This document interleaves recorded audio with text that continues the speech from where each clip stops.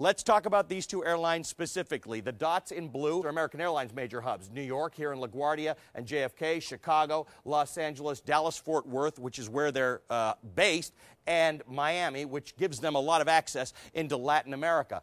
US Airways has hubs in Philadelphia, Washington, D.C., Charlotte, and Phoenix. So not a lot of coverage in the Northwest and the Midwest, a lot along the East and in the South. What does this do for the airline industry? What does it do for travelers? I know a lot about airlines, but in fact, there's a guy who knows a lot more about airlines than I do, and he doesn't even live on the continent. I want to bring in my good friend, Richard Quest from London. Richard, the question most people want to ask, even before they want to understand the investment side of this, is what is likely to happen to the consumer? The fear is that prices go up, but the reality is that probably that will not happen in any meaningful sense, and for a good reason.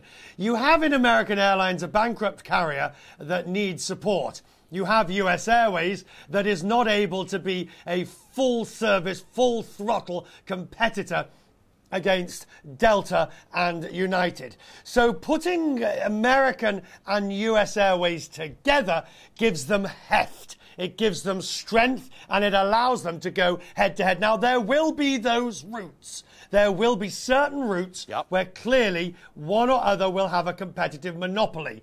But by and large, the research has shown that that will not necessarily be the case. And here's another point, Ali. It doesn't matter.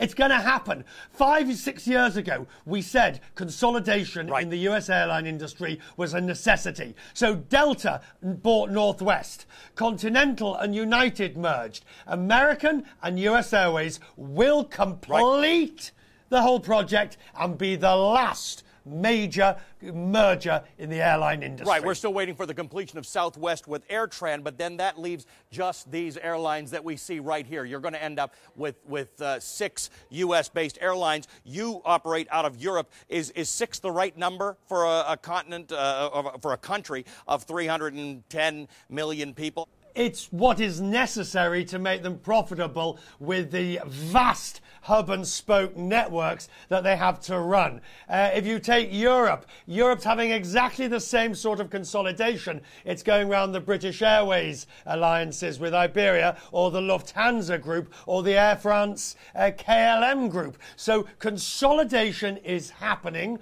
We can cry about it and moan about it, but the economics of it make the most sense. American has tried to fight this. Tom Horton did not want it, but Doug Parker and the unions have made this a reality.